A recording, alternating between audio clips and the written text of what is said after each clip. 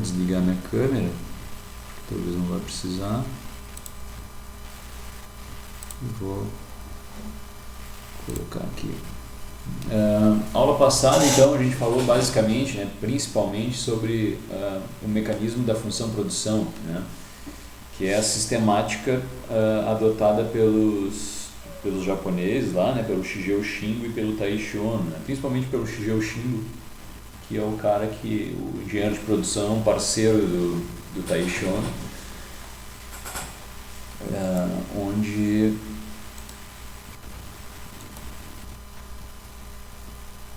onde foi desenvolvido, então, né, onde ele desenvolveu, o Shigeo Shingo, né, desenvolveu uma metodologia, né, uma forma de análise de sistemas de produção diferente da forma de análise até então, né. Antes disso a gente falou dos paradigmas aí, né, das regras e leis, né, que governavam os sistemas de produção, né.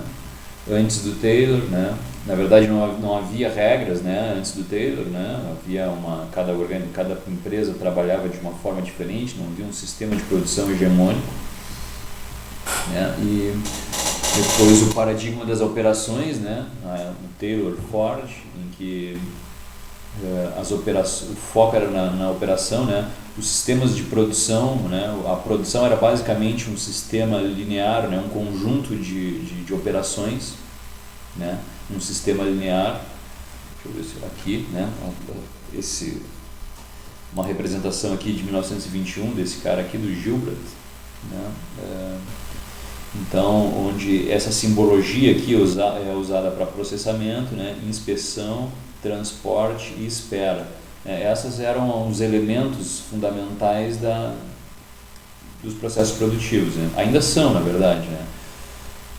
Só que O professor, Opa, sim. pode falar, pode falar.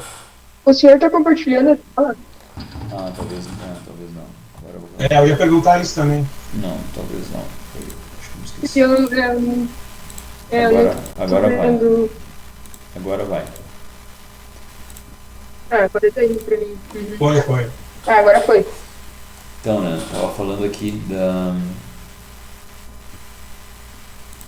dessa simbologia aqui, né, para análise da produção, né. Só que essa é uma simbologia, essa é uma análise, como eu estava falando, unidimensional, né, linear, né, em que o foco era nos processos, né, nas operações, né, na melhoria das operações, né. Eu vou pegar o processo de usinagem, por exemplo, e vou melhorar ele ao máximo, né? Vou melhorar as velocidades, aumentar as velocidades, né? Vou aumentar as velocidades de corte, velocidades de avanço, né? Vou aumentar a rotação da máquina, vou melhorar a questão de vibração da máquina, né? Então, era na operação, né? A inspeção, né? Vou ser mais rápido na inspeção, vou estudar movimentos aqui para mim poder inspecionar melhor, então, só que e essas foram as regras, né, o paradigma, né, que a gente se refere, né, que a bibliografia se refere, né, desse período aí, né, taylorista fordista. Porém, isso era aplicado na lógica da produção em massa, né. Então, o Shingo propõe um sistema em duas dimensões, na verdade uma rede, né?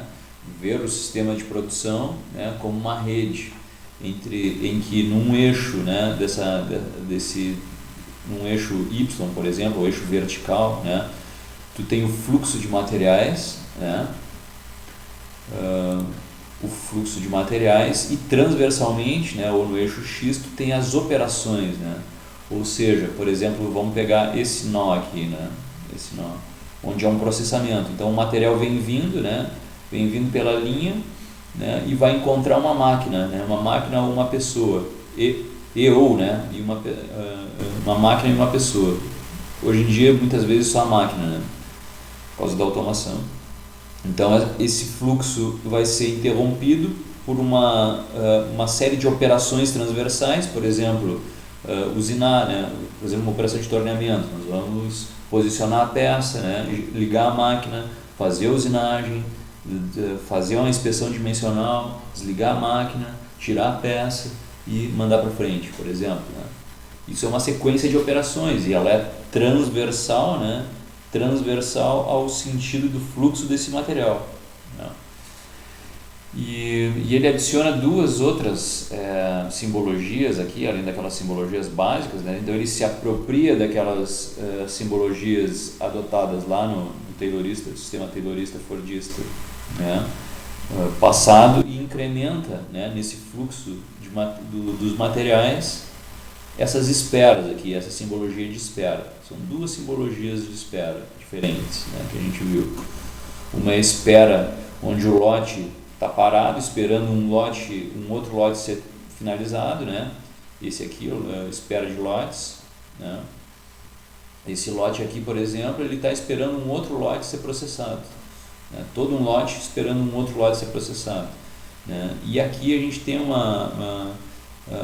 lotes esperando pelo processamento, ou seja, na medida que eu faço uma peça, eu boto no pallet, faço a segunda, boto no pallet. Então essas peças que estão chegando no pallet, elas estão esperando as outras do mesmo lote terminarem, né? Então são dois tipos de esperas diferentes, né? Então ele introduziu isso, né? E claro, introduziu esse formato de rede aqui, né? Onde transversalmente nós vamos ter as operações. Então o material, né? Então a gente tem fluxo de materiais, né? Ou fluxo de processo, né? E a gente tem o fluxo de operações, né? Ou fluxo de máquinas e pessoas, né? Transversalmente. Então os nós dessa rede, né? Dessa malha, né? São justamente o ponto de encontro entre o material e o fluxo de processo, né? Então é justamente o processamento em si, né? É o ato de transformar o material, né? É o ato de usinar, é o ato de inspecionar, né? É o ato de transportar, né? Então esse seria o processo, né? O nó da rede, né? Seria isso. E claro que na medida que o material flui, né? Segue o fluxo, há também outros elementos, né? Que acontecem com ele, por exemplo, que são as esperas, né? Que ele não está sendo processado, né? Ele está esperando, né?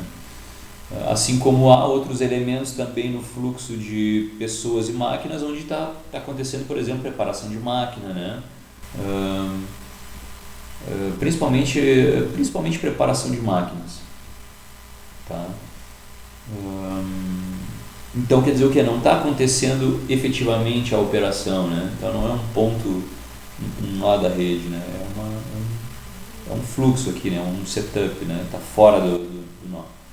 Mas tá, isso é conceitual, né? Então ele passa a enxergar dessa forma, né? Então esse é o mecanismo da função produção. Aí a gente falou também, né? Aqui estão a simbologia, né? Essa aula está gravada, a gente fala lá no ABA, a gente fala disso com mais calma, né? Simbologia adotada por Shin, né? Então a gente avalia quais são a função processo, né? Então a parte vertical da coisa, né? Função processo, que é o processamento, a fabricação, a inspeção, o transporte, né? O estoque, né? E as funções operações, que é a função setup, né? Que eu estava falando para vocês, que é a preparação da máquina, é a operação principal, o ato de executar o processo, né? As folgas, né? Não ligadas ao pessoal, por exemplo, um problema de manutenção, né? Problema de uma ferramenta que quebrou, são folgas, né, que acontecem, né, no processamento, na hora da operação, né, na operação, na linha horizontal, ali, transversal ao fluxo de materiais, né. Então são folgas ligadas ao pessoal e folgas não ligadas ao pessoal, que é essa questão de manutenção, de trocas de quebra de ferramentas, falta de energia elétrica, por exemplo. E as folgas ligadas ao pessoal, né? Que é justamente uma folga por fadiga, cansaço, né? A pessoa precisa descansar, e as folgas fisiológicas, né? Ir do banheiro, beber água, né? Essas questões assim. Então são folgas no processo que existem, né? Mas elas servem para a gente fazer um mapeamento disso, né? Para a gente mapear e observar onde estão essas folgas inúteis, né? Essas operações inúteis, né? Dentro da visão operação, né? Onde estão essas operações inúteis, né? E eliminá-las, né? E depois partir para para a redução dos tempos aí nos outros elementos. Mas é uma metodologia de análise, né?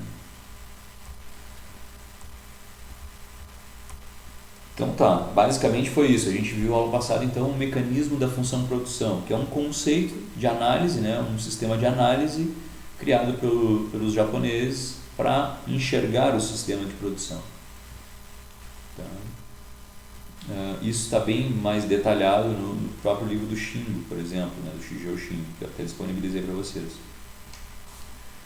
Aí já é uma leitura mais encorpada, né? Uma leitura mais demorada.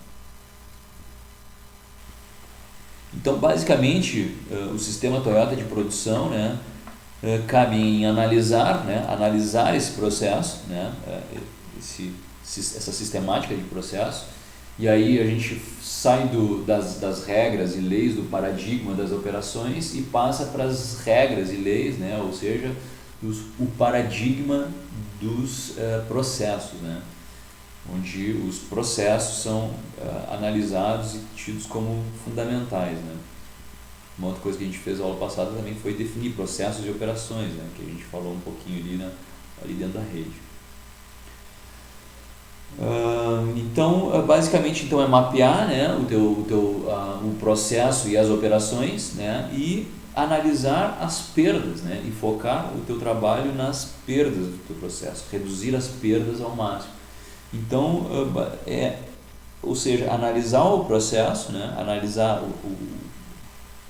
o fluxo de processo e analisar as operações que acontecem, né, mas primeiramente, né, preferencialmente analisar o processo primeiro, né, analisar o processo para depois analisar as operações, né, ou seja, analisar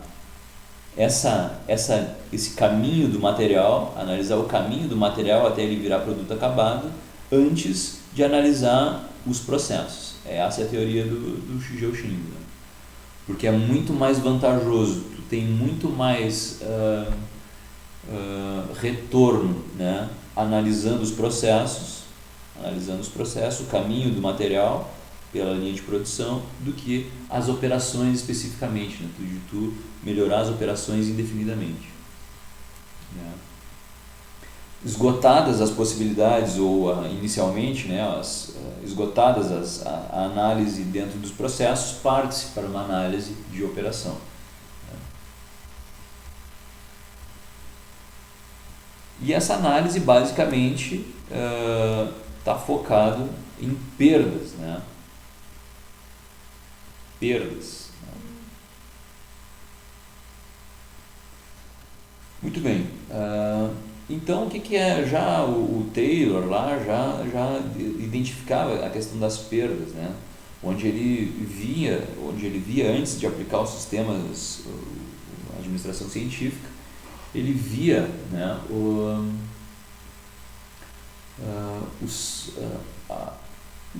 a total ineficiência dos sistemas produtivos, né? Tanto de desperdício de materiais, né?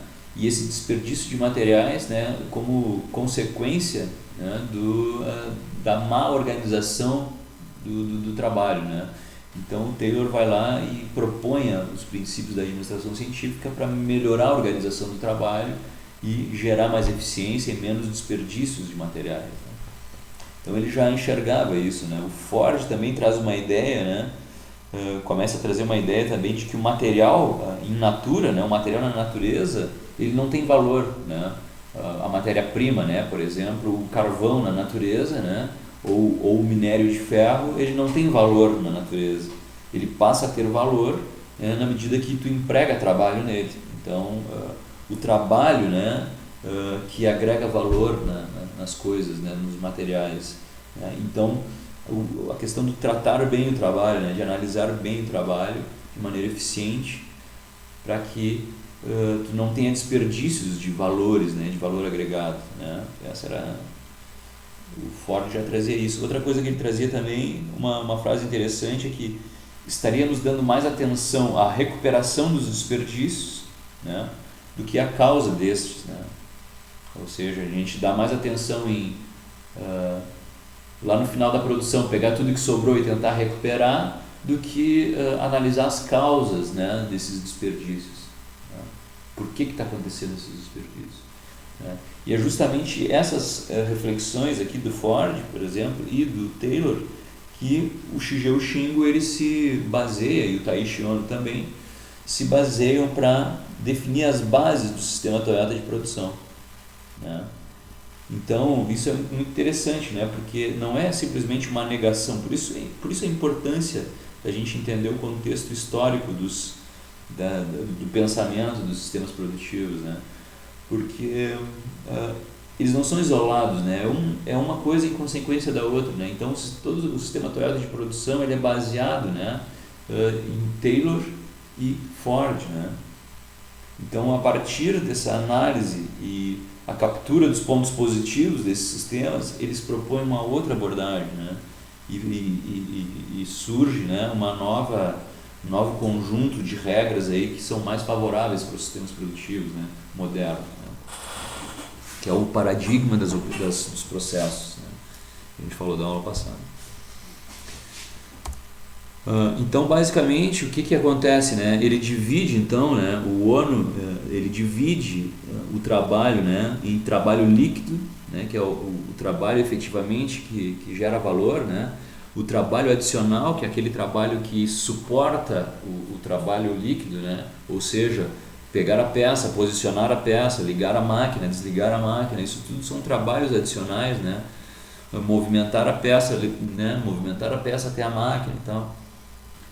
Então, isso são trabalhos que o trabalho adicional ele agrega valor também. Aliás, ele é necessário, mas não agrega valor, né? O trabalho líquido que agrega valor, né? E as perdas, né? Então, ele divide nesses 3 elementos, né? E propõe o seguinte, que a busca dos sistemas produtivos deve ser por aumentar o trabalho líquido, né? Aumentar o trabalho líquido e diminuir as perdas e o trabalho adicional, né? Esse trabalho suporte ao trabalho líquido, né? E aí a questão da automação entra muito, né? De tu eliminar movimentos, por exemplo, né? Movimentos desnecessários, por exemplo, do trabalhador. O próprio movimento do trabalhador não é tão eficiente quanto o movimento da máquina, enfim, né? Isso na operação especificamente.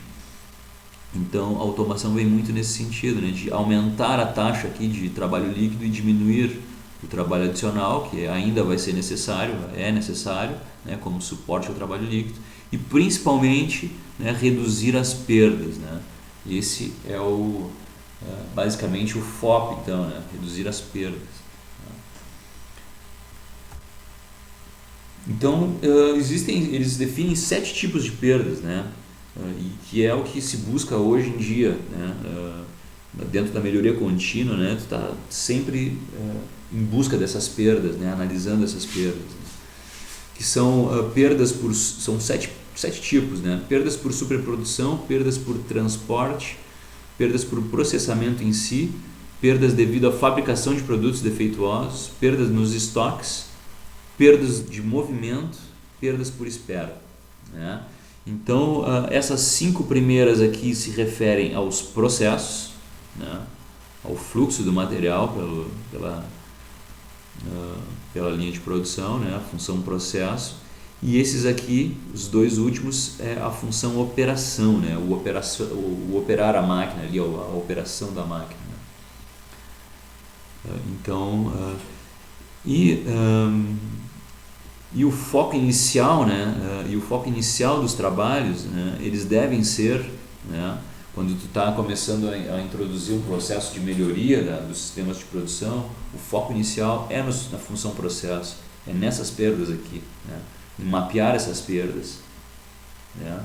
Quantificar essas perdas para ver qual é as que são mais preponderantes e atacar elas, né? Tomar uma medida para reduzir ou eliminar essas perdas, né? Então essa é a sistemática, né? Mapear, né? Mapear essas perdas, quantificá-las, né? Colocar pesos nelas, seja pesos financeiros ou pesos qualitativos mesmo, né?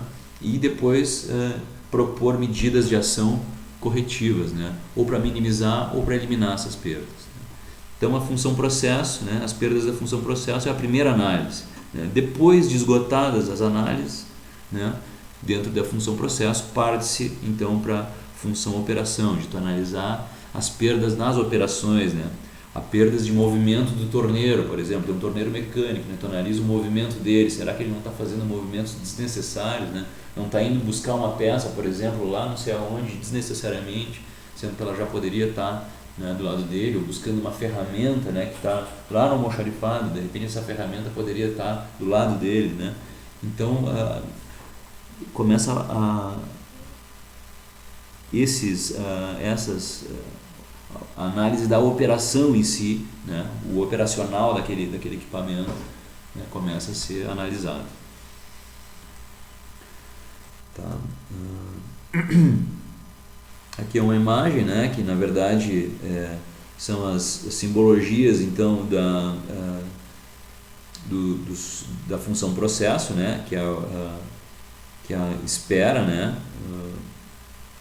que são os estoques, né, estoque de matéria-prima, por exemplo, ou estoque de produto acabado, né, perdas por transporte, né, outro estoque, né, processamento e inspeção, né, são então dentro de cada uma dessas, perdas por transporte, perdas de estoque, né, perdas por processamento em si, depois a gente vai ver o que é isso, né, e perdas por inspeção, né, isso tudo são perdas dentro do processo, né? Então cada processo desses, né, transporte, estoque, né, espera, né, inventário quer dizer perdas no inventário, ou seja, a lista de coisas que tu tem em estoque, né, que tu tem, por exemplo, assim, eu tenho um inventário lá no meu almoxarifado, né, ou seja, um inventário ou uma lista de produtos no meu almoxarifado, uma lista de peças que estão esperando ser processadas, né, o inventário delas, quais são essas peças. Então tu tem perdas por transporte, perdas de espera, né, perdas no processamento em si e perdas na inspeção, né. Bom, vamos avançar. Então, dentro da função processo a gente tem as perdas por superprodução, então, né, que elas vão abranger toda a linha de processo. Vamos dar uma olhada no que é isso, né. Perdas por superprodução, né, isso dentro da função processo, né, nós estamos analisando só as perdas, nós vamos analisar essas perdas aqui da função processo. Tá. Perdas por superprodução, né, elas podem ser de dois tipos, né, quantitativa e superprodução por antecipação, né. O que é isso, né? Tu imagina o seguinte, né, que uma empresa, né, digamos que uma empresa precisa vender, né, ou irá vender 1000 peças. Nós temos uma encomenda aí de 1000 peças. Beleza, aí o planejamento lá, o PCP, né, Planejamento e Controle da Produção, né, planejou, né, produzir 1100 peças. Não vou produzir 1000, vou produzir 1100, porque eu sei, né, ou eu estimo, eu tenho uma média de que eu tenho 10% de peças que vão ser defeituosas. Dessas minhas peças, 10% são defeituosas. Né? Ou podem ser, porque não são ainda, porque podem ser, né? Não foram ainda. Então, esse número de 10%, por exemplo, de peças defeituosas é uma média, né? Provavelmente uma média. Então, esse número pode oscilar pelas diversas variáveis que acontecem ali durante a operação, né? Durante o processo. Então, aconteceu o seguinte. E justamente nessa hora aconteceu que somente em vez de 100 peças, né, então eu produzi 1100, 100 peças eu produzi a mais, porque 10% iam ser defeituosas, eu ia descartar essas peças, né, ou sei lá o que eu ia fazer, né, jogar para fundição, vender como sucata, né, não sei o que eu ia fazer, então já começa aí uma perda, né, mas enfim, fiz 1100 peças, só que ocorreu que 50 peças foram defeituosas, né? Ou seja, eu produzi 1100 peças, né? Dessas 100 peças a mais que eu produzi, 50 só foram defeituosas e os outros 50 o que eu faço? Né? Não tenho o que fazer, né? Foram para um estoque. Então isso é uma superprodução quantitativa, né? Eu produzo a mais para compensar as minhas peças defeituosas. E essa é uma lógica clássica dentro da produção em massa, né? Então, a produção em massa tem lá dentro do setor de qualidade, né, o cara que o inspetor lá, ou a qualidade tem lá seus níveis níveis de peças defeituosas, né, estatisticamente. Então acontece que, bom, produz 1.100, produz 1.200, gospe peça aí, e o que sobrou, né? O negócio é tocar para frente, o negócio é fazer andar, né? Então isso dentro de uma lógica de mercado, né? Que é aquela lógica de mercado que a gente viu lá, né? Naquela conceituação lá, né? A lógica de mercado de oferta menor do que a demanda, ou seja, tu tem muita demanda e pouca oferta de produto, né? Então isso é uma lógica que pode funcionar, né? Mas dentro de uma lógica atual, moderna, onde tu tem muita variedade de produto, muita oferta de produto, né? Quem escolhe é o cliente, né? Então essa já começa a ser não cabe mais nos dias de hoje, né? Então, mas ainda assim esse tipo de situação ocorre, né? Esse tipo de superprodução quantitativa, né? De produzir a mais para compensar teus defeitos, né? Isso acontece.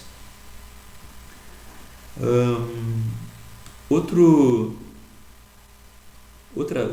tipo de superprodução é a superprodução por antecipação, né? O que é isso, né? A mesma empresa, né? Essas mesmas 1.000 peças, né? Eu poderia ter entregue no dia 20, por exemplo. Dia 20 é o prazo dela, é o dia que eu preciso entregar essas peças. E aí, no dia 15, elas ficaram prontas. Ou seja, eu tive 5 dias, né? Eu tive 5 dias com as minhas peças, produto acabado, parado, né? Isso, produto parado, material parado, peça, ainda mais produto pronto parado, é dinheiro parado, né? É dinheiro que não está rendendo, é dinheiro que não fez girar o capital de né? Não fez capital de giro, né? Não fez girar a grana dentro da empresa. Então são perdas, né? E outra coisa, né? Tu vai ter que colocar essas peças em algum lugar, né? É a ocupação de espaço também, né? Então, dependendo da situação, né? O espaço pode ser, né? Essa ocupação de espaço pode ser um problema, né? Mas a grande dodói da coisa aqui é essa produção aqui, né? Essa que tem prejuízos muito maiores, né? Afinal de contas, o que tu vai fazer com essas peças que sobraram, né? Umas viraram sucata e a outra não sei o que fazer, né? Não tenho o que fazer. Elas estão boas e não tenho o que fazer com elas, né? Não vou vender elas, não pode ir fora, de repente consigo encaixar num outro lote igual, mas, né? Perdi tempo, né? Material parado, enfim. Essa ficou fora de foco, mas aqui algumas causas, né, de superprodução quantitativa, né?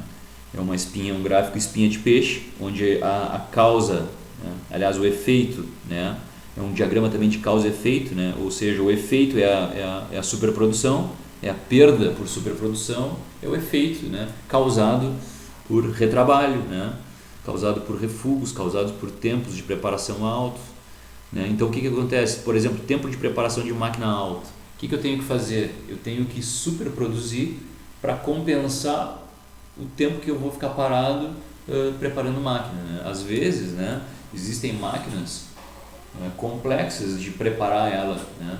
Por exemplo, vou preparar uma máquina para receber um lote.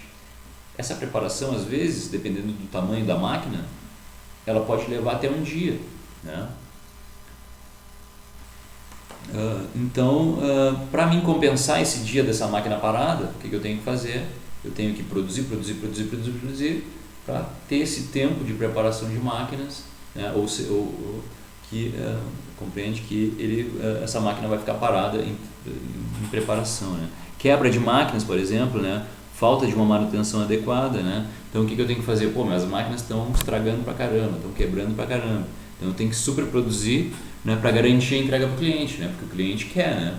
Quando o cliente quer, ele quer, né? Então se tu não entrega no prazo, outro vai entregar, né? Então tu tem que superproduzir para garantir que um problema de manutenção, por exemplo, não te prejudique, né, na entrega, né? problemas de indicadores, deficiência na previsão de vendas, marketing, né? Deficiência na previsão de vendas, falta de confiança nos fornecedores, né? Isso é interessante também. Aquele fornecedor lá, não sei se ele vai me entregar no prazo, então eu vou produzir, porque se o cara não me entregar uma matéria-prima no prazo, está garantido, né? Então isso tudo vai somando, né? Dependendo, né? Pode ter um ou mais desses problemas aqui, né? Que causam a superprodução, né? Então daqui a pouco tu tem vários desses problemas e é um acúmulo de coisas, então tem que ter um baita estoque de superprodução para garantir que esses problemas não vão atrapalhar a tua entrega para o cliente, né? E isso é custo, né, cara? Isso é custo. Se vocês tiver alguma dúvida, alguma questão a colocar, pode parar, tá? Pode me avisar. Deixa eu ver se tá correndo tudo certo aqui.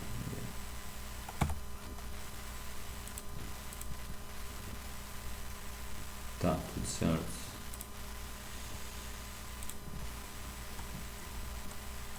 Perdas por transporte, né? Atividades de movimentação de materiais não agregam valor, né? Simplesmente porque o transporte em si não agrega valor, né? Ele não está transformando o material, né? Então o transporte ele é algo delicado, né? Então ele pode ser visto de duas formas, o transporte, né? Ele pode ser visto tanto do ponto de vista de processo, né? Que é o ato, né? É como que tu transporta o teu material, e do ponto de vista de operação, né? A operação de transportar, né? Pegar a peça, levantar, levar até lá, baixar, largar a peça, né? Não sei o que. Então, essa sequência de operações, né? Ou o processo, né? A forma como tu transporta. Um exemplo, né? Se tu tem dois centros, né? Tu tens uma peça, um produto sendo produzido num determinado ponto da fábrica e precisa transportar esse produto para um outro ponto da fábrica, né? Um ponto distante, por exemplo, né? O que tu faz, né? Sugere-se, por exemplo, que então vamos botar, em vez de transportar manualmente, que a gente está fazendo isso, estamos transportando de um centro para o outro, né? Manualmente, vamos botar uma correia transportadora, né? E isso vai resolver o problema. Na verdade, o que tu fez aí, né, foi uma mudança na operação de transporte, né? Não no processo. O processo é o mesmo, né? O que tu mudou foi a velocidade de transporte, a distância é a mesma, né? Tu vai ter que colocar a peça na esteira, a esteira vai transportar, então existe ainda o transporte, né? Esse transporte nessa distância, né? Tu só mudou de manual para mecânico, né? É isso que tu fez, né? E será que isso compensaria, né? Será que isso compensaria, né? Porque tu vai ter que investir numa esteira, não só na esteira, na manutenção da esteira, né? Na operação da esteira, né? Então tu tem ela vai ser mais rápida, mas ela vai em contrapartida gerar mais custos, né?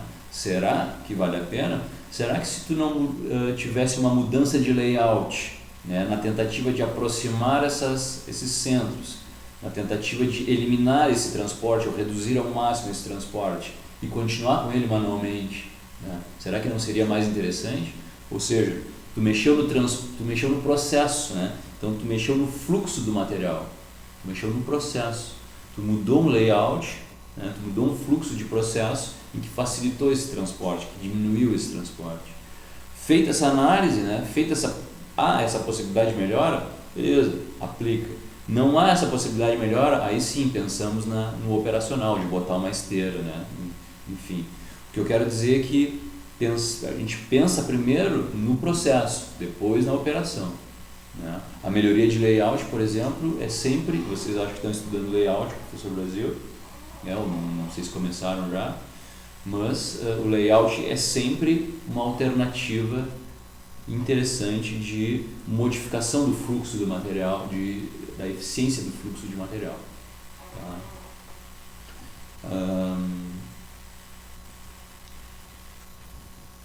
É isso aí. Acho que vocês estão estudando layout. Já falaram sobre arranjo físico, né, como professor Brasil. Vocês já falaram sobre layout? Estão falando? Como é que estão em relação a esse conteúdo?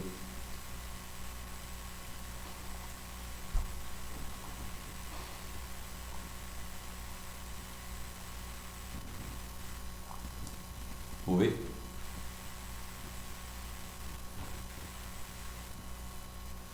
Ô, professor, pelo que eu me lembro, a gente ainda não falou, mas eu não tenho mais certeza. Mas acho que ainda não. Em algum momento vocês vão falar sobre arranjo físico, sobre layouts, na verdade.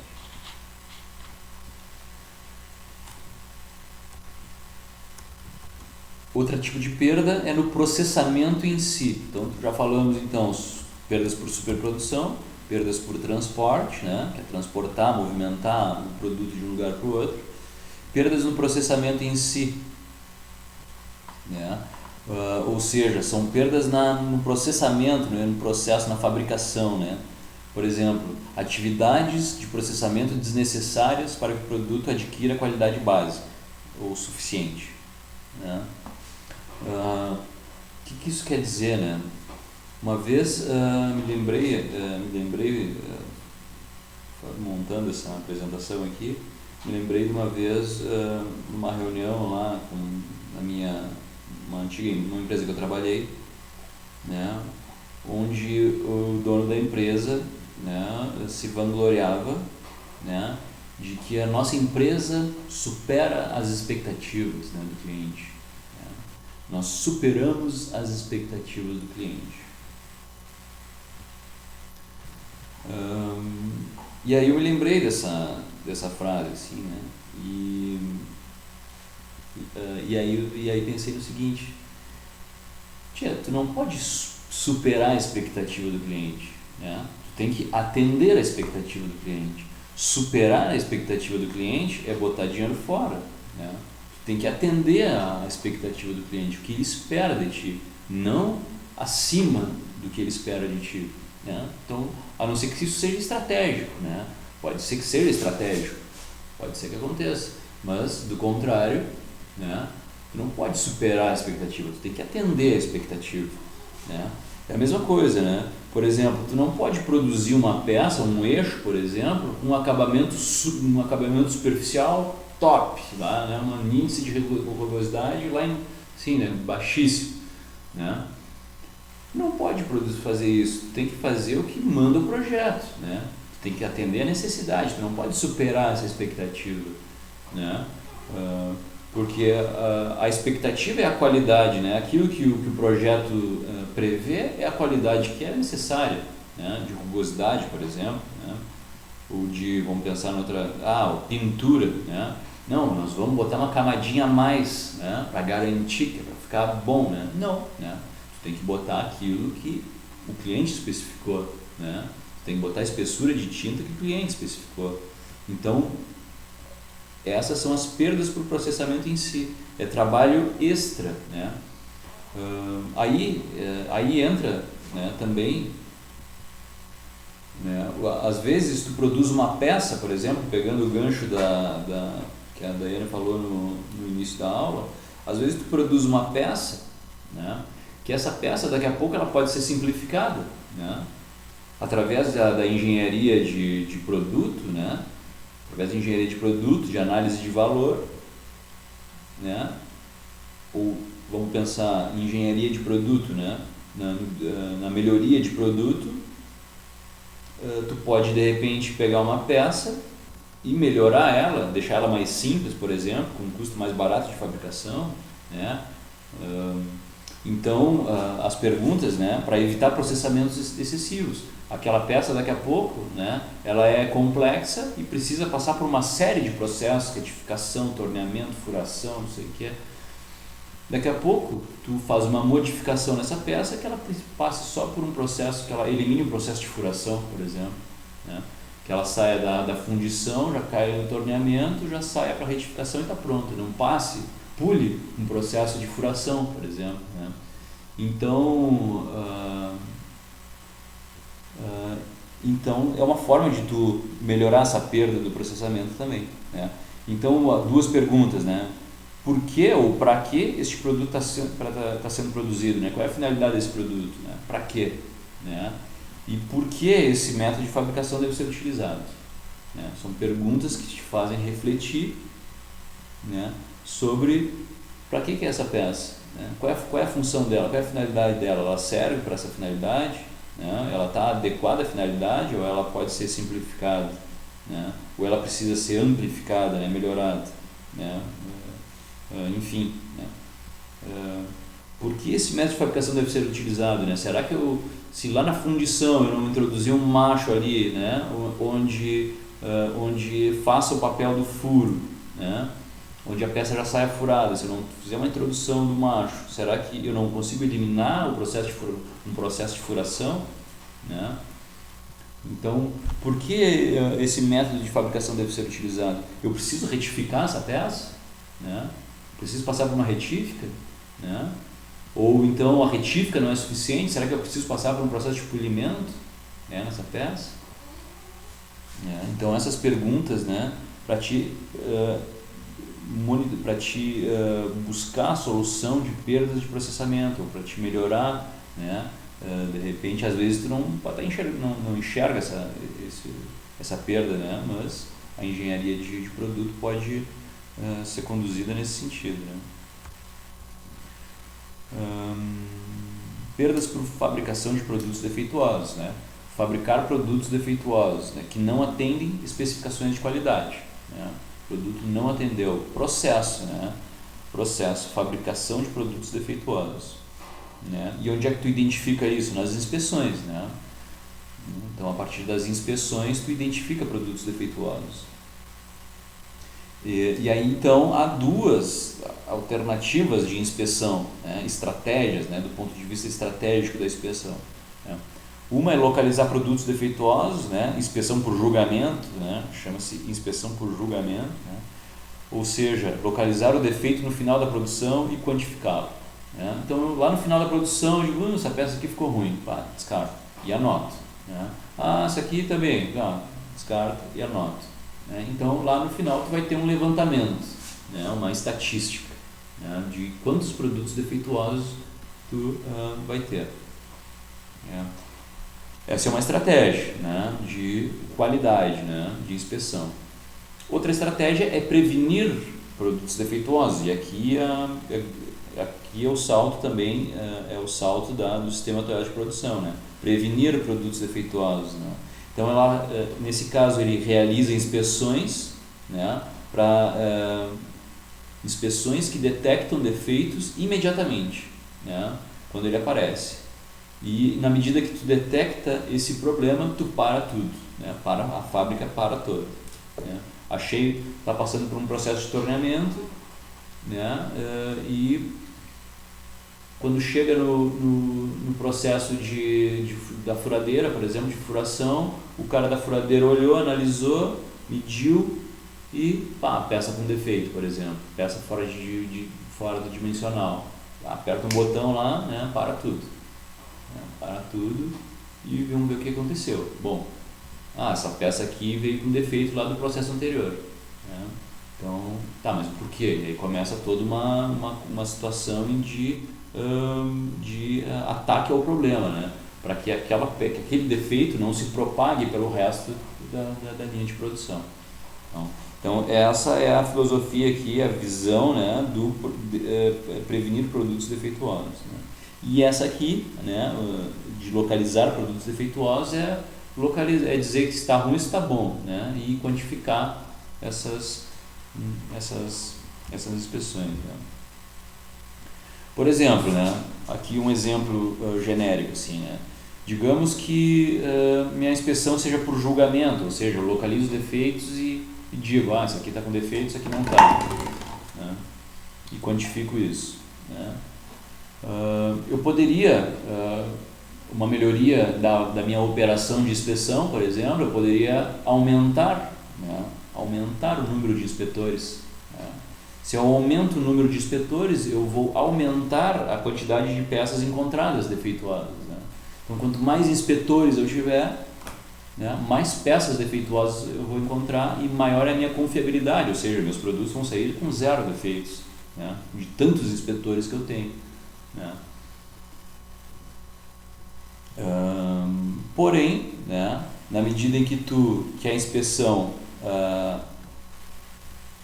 então na verdade o que tu tem, né, quando tu aumenta os inspetores, tu tem uma melhoria na tua operação de inspeção, né, mas tu não tem uma melhoria no teu processo de inspeção, né, e aí é que entra a inspeção para prevenir produtos defeituosos, né. Uma vez detectado um defeito, é emitida uma informação ao processo anterior, ou seja, eu recebi uma peça, olhei, avaliei e disse, meu vizinho aqui, processo anterior, está com problema, né? Está vindo a tua peça com problema, imediatamente. Então isso, e aí na medida que o processo, que a linha de produção vai se adaptando, né? Vai corrigindo essas causas, aí tu entra, né? Tu ataca a causa, né? A causa do defeito, né? Por que causou esse defeito? Vamos ver o que o cara no torneamento ali está fazendo, ou a máquina, enfim, por que essa peça está saindo daqui com defeito? E aí tu eliminou aquele defeito, acabou, né? Então seguimos em frente, aquele defeito nunca mais vai aparecer, provavelmente, né? Até que outro defeito apareça, outro tipo de defeito, vamos ver o que aconteceu. Então inicialmente a fábrica passa por interrupções frequentes, né? Até que esses defeitos, a fábrica vai sendo autocorrigida, né? Esses defeitos vão sendo autocorrigidos e ela entra numa marcha mais estável, né? Mas inicialmente ela vai aos solavancos, né? Vai parando, corrigindo defeito, avança, corrige defeito, avança, né? E é por aí o negócio, tá? Perdas por fabricação de... tá. Aí a gente pode analisar a inspeção sucessiva, né? Técnicas de inspeção sucessiva, né? Ou seja, eu analiso, eu recebo uma peça para fazer uma operação, mas eu já analiso se ela veio adequada dentro dos padrões de qualidade que deveria vir, né? Por exemplo, dimensional, rugosidade, né? Posso. Né? Então eu já analiso o que o meu colega, o que o processo anterior fez, né? Eu já faço uma inspeção. Outra questão é a autoinspeção. Eu inspeciono, né? Eu inspeciono no meu processo. Antes de sair do meu processo, né? Eu vou inspecionar ela, né? Na medida que eu envio para o processo posterior, ela já está inspecionada. Mas pode acontecer de eu ter deixado passar, né, alguma coisa. E aí o cara lá na frente vai pegar. Digo, pegou aqui no diâmetro do eixo, né?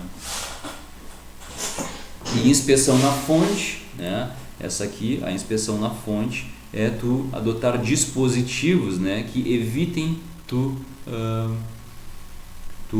cometer erros, né? Por exemplo, os sistemas que a gente vai estudar mais à frente, dispositivos Poka-yoke, né, que são dispositivos, uma palavra em japonês, Poka-yoke, mas, por exemplo, calibres passa ou não passa, né? São um dispositivo Poka-yoke, um dispositivo que é defeito zero, né? Então, se eu tenho um diâmetro de eixo, por exemplo, eu passo um dispositivo passa ou não passa, se passou, né, tá ok, né? Por exemplo, imaginem, vamos pensar num exemplo assim, um guindaste, tá? Um guindaste, ele tem um problema lá que eu tenho a operação de um guindaste e ele volta e meia pega num fio elétrico, né? A lança do guindaste vai muito alta, volta e meia pega num fio elétrico, né? Então o que tu faz, né? Tu instala um dispositivo eletromagnético, por exemplo, que quando uma lança estiver se aproximando do fio elétrico, esse dispositivo eletromagnético vai desativar o guindaste, por exemplo, né? É um exemplo qualquer, assim, né? Mas aí tu, na fonte, né? Tu elimina o defeito na fonte.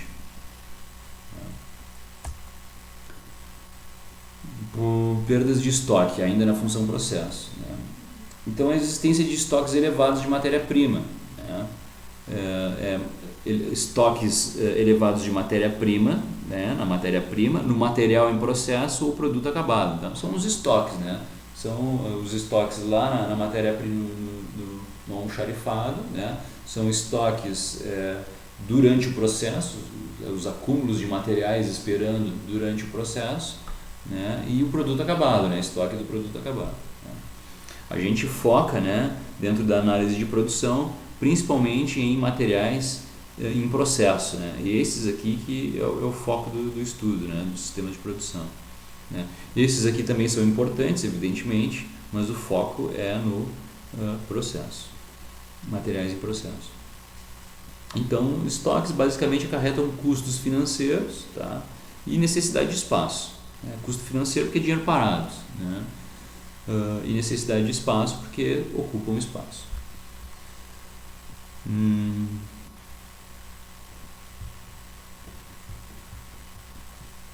Vamos pegar um exemplo aqui genérico, tá? Um fornecedor A, né? Eu tenho um fornecedor A cujo lead time é 30 dias. O que é lead time, né? É o tempo de que a matéria-prima entra na fábrica até entregar para o cliente, né?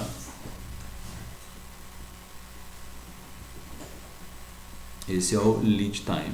Então, um fornecedor A, cujo lead time é 30 dias, né? E um fornecedor B, que tem um lead time de 15 dias, né? 2 fornecedores. Né? Então, o cliente precisa do produto em 15 dias. Né? O cliente precisa do produto em 15 dias. O fornecedor A entrega em 30 dias. O lead time, não que ele entrega, né? É o lead time, né? O tempo de processamento. O material entra na fábrica e sai na ponta lá em 30 dias. Né? E o outro é de 15 dias. Só que o cara quer 15 dias, né? O cliente quer, né? Então, se o cliente quer, né? Então, se o fornecedor A não quiser ficar de fora do negócio, terá que criar um estoque. Né? É aquela história que a gente estava conversando. Ele vai ter que criar um estoque. E a consequência disso é custo financeiro, né? Possibilidade de obsolência, risco de não venda e incremento de espaço físico. Esse é o problema. Né? Então, lá no sistema Toyota de produção, ele busca então organizar um sistema produtivo para responder flutuações de demanda, né? Ele ser flexível, ser um sistema flexível, reduzir o lead time, né? Busca reduzir o tempo de fluxo do material e reduzir o mínimo também dos estoques. Né? Essa é um estoque zero como meta, né? Utópica, né? Isso aqui às vezes é utópico, é uma meta, né? É uma visão que a gente tem que chegar no estoque zero. Talvez nunca chegue, mas é a tua meta, né? De melhoria contínua. Né? Então é flexibilidade, né? Responder rapidamente à flutuação de demanda, né? Reduzir o lead time e reduzir os estoques, né? Isso que o sistema de produção se dedica a fazer. Perdas por movimento, aí já né, a gente já sai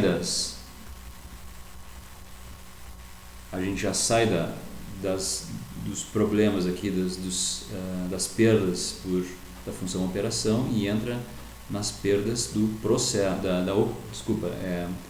da função processo, né? A gente sai das perdas do processo e entra nas perdas da operação.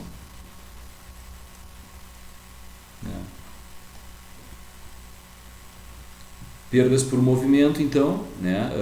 Movimentos desnecessários dos trabalhadores nas operações principais, ou seja, aquelas operações que agregam valor ao produto, né? O usinagem, por exemplo, a remoção de material, aquela coisa toda. Né? E aí, esses movimentos dos operadores, né? Dos trabalhadores, existem perdas, né? De movimentos desnecessários. Por exemplo, vou buscar uma ferramenta que poderia estar junto dele e está lá na ferramentaria, né? Vou buscar uma peça que está lá não sei aonde que poderia estar mais próximo dele, né? Então, esses movimentos desnecessários dos trabalhadores, né? Ou eu vou dar passes, né? Um processo de torneamento, por exemplo, né? Vou dar passes, vou dar 3 passes, né? Para garantir que tem que dar os passes, né, mínimos, né, tu tem que dar 2 passes, por exemplo, tu não precisa dar um terceiro passe. Então, essa análise, né, e aí essa análise, né, das perdas por movimento desnecessárias dos trabalhadores, né, dentro das funções principais, né, aliás, das operações principais, né, que agregam valor ao produto, né? É a melhoria dos movimentos, é o estudo da melhoria dos movimentos, estudo de tempos e métodos, né, lá do Taylor, né, estudo de tempos e métodos lá do Taylor, né, e melhoria das condições de trabalho, né, necessárias para a execução desses movimentos, ou seja, né, as condições de trabalho, né, o layout de trabalho, né, para que dê o ambiente de trabalho que dê condições de o trabalhador executar da melhor forma possível os seus movimentos, né? Então, primeiro é a análise dos tempos e métodos e depois a melhoria das condições necessárias para executar esses movimentos, né? Precisa ter condições, né? E uma outra perda, a última, né, a sétima perda, são perdas por espera, né? Que são períodos em que os trabalhadores ou as máquinas, ou trabalhadores e máquinas, né, não estão sendo utilizados produtivamente, ou seja, os caras estão parados, né? Parado porque, sei lá por quê, porque não chegou a peça que tinha que chegar, porque faltou material, porque não tem o equipamento de proteção necessário, o EPI necessário, porque, enfim, por algum motivo eu não estou trabalhando, eu deveria estar, né? Ou seja, é um custo, né? É um custo, né? Tu está pagando mão de obra, tu está pagando depreciação de máquina, né? E tu não está produzindo, onde tu deveria estar agregando valor, né? Então, são questões aí que estão relacionadas principalmente a desbalanceamento da linha, né?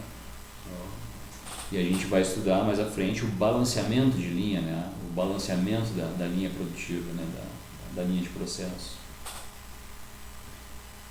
Então, problemas de uma linha desbalanceada, né?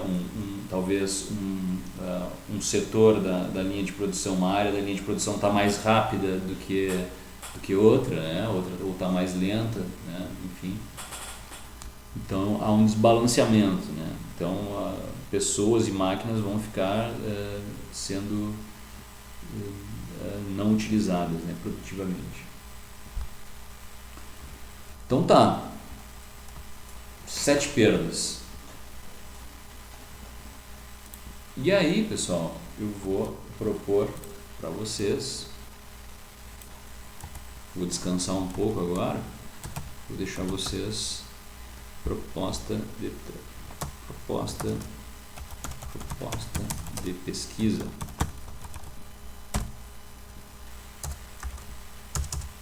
E aí vocês vão fazer os mesmos grupos de 2 pessoas, né? Vocês vão fazer o seguinte, ó, uma pesquisa de estudo de caso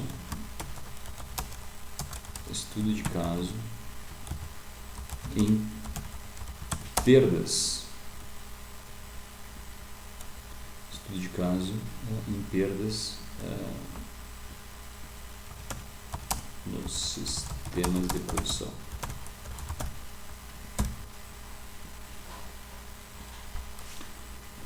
Então eu quero que vocês façam uma pesquisa na internet, e eu já andei olhando e tem bastante informação sobre isso, informações muito boas inclusive, né, de estudo de caso, né, que o cara foi lá numa empresa e fez ou uma consultoria ou um estudo, né, acadêmico mesmo. Ele foi lá na empresa e fez um estudo de caso analisando as perdas, fez uma análise das perdas, quantificou essas perdas e propôs melhorias, tá? E vocês vão trazer esses estudos de caso. Um fez lá numa empresa de X, que faz tal coisa, a outra, né? Então, um estudo de caso só, né? Então, entre 2 pessoas,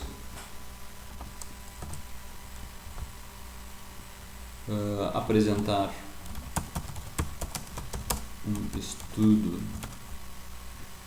um estudo de caso, de perdas no sistema, na produção.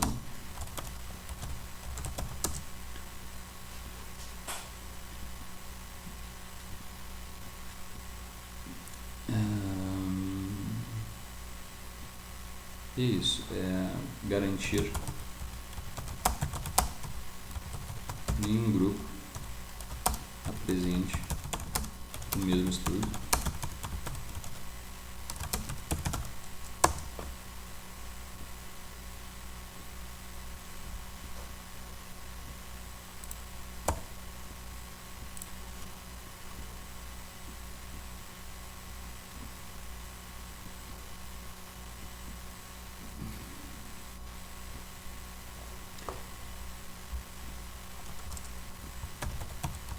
Prazo de entrega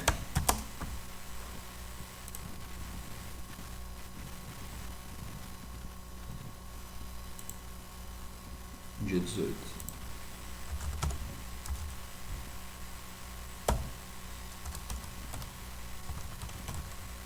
Quinta.